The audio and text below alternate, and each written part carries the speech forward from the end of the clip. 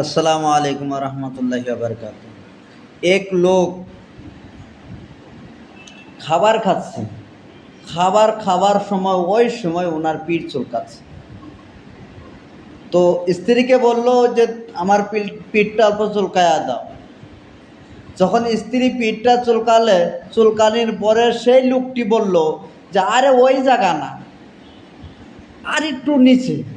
যখন নিচে চুলকাইতে যায় বলে আরে ওই জায়গা না, আর অল্প উপরে। যখন উপরে চুলকাইতে যায় বলে আরে বাবা ওই জায়গায় না, আর একটু বাঁ সাইডে। যখন বাঁ সাইডে চুলকাইতে যায় তখন বলে আর একটু নিচে। এতটুকু কথা বলার পরে তখন স্ত্রী বলল যে আমি আর পারছি না, তোমার চুলকানি তুমি নিজেই চুলকাও। কারণ তোমার হাত দিয়ে যখন নিজের হাতে চুলকাবা তখন ঠিক সঠিক জায়গার মাঝেই পড়বে, ভুল জায়গায় আর চুলকাবে না, সঠিক জায়গায় চুলকাতে পারবে।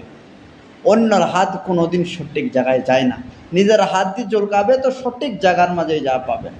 ঠিক তেমনি যদি আপনি কিছু আল্লাহর কাছ থেকে চাইতে চান, কোনো ভাড়াটিয়া হুজুর দিয়ে যাবেন না, নিজেই যাবেন। কারণ ভাড়াটিয়া হুজুর তো আর জানে না যে আপনার চুলকানি কোথায়, আপনার সমস্যা কোথায়। কারণ নিজের সমস্যা নিজেই জানা যায়, এটার জন্যই আপনারা নিজেই আল্লাহর থেকে চাবেন। এই ভিডিও যদি ভালো লাগে একটা করে কমেন্ট করবেন আর শেয়ার করে দিবেন, আর যাতে এরকম নিত্য নতুন যাতে ভিডিও আমি বানাইতে পারি।